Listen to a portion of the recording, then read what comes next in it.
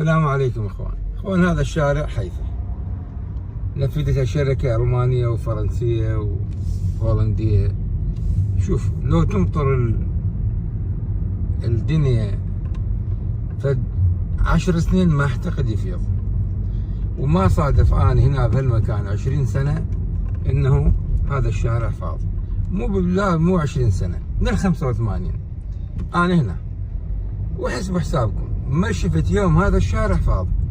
على بعد 200 متر على يد اليمنى الشيخ معروف، هاي شارع اليم سوق الأزروملي، سينما الزوراء هاي اللي بالشارع نهاية شارع 6 أو نهاية شارع الشيخ معروف.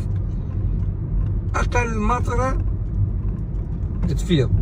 أمانة بغداد شنو عذرها؟ تقول صممت الشبكات تصريف الامطار اقل من كميات الامطار الساقطه. زين ذول الالمان اللي جايين من المانيا ليش صمموها واستوعب شارع حيفا واستوعبت كميه الامطار؟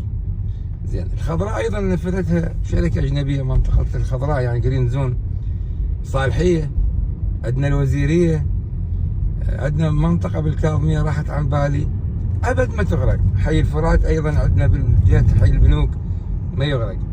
السبب اخوان ثقوا، لا قصه تصريف مياه ولا يعني ساعات تصريف مياه، ولا قصه كذا وكذا، قصه انه التنفيذ رديء جدا. وهاي المشكله. هذا تنفذ ال 82 83 ما تبقى تنفذ حديث وما يصرف المياه. ونقطة أخرى مهمة، المواطن شريك لأمانة بغداد في عدم المحافظة على شبكات تصريف المياه، لأن شكو عنده زايد ومخلي هاي شبكات تصريف المياه مخزن إله. شكو زايد يدب يشمر بهاي شبكات التصريف. تحياتي لكم، نتمنى من وزارة الكهرباء وأمانة بغداد خلي يعيفون التبريرات ويحلون لنا المشاكل. ترى كل شغل إذا اكو شغل متميز، الضيعة هاي الفوضى اللي تقوم بها أمانة بغداد في بعض جوانب، لا سيما في معالجة قضايا مهمة. شكرا جزيلا.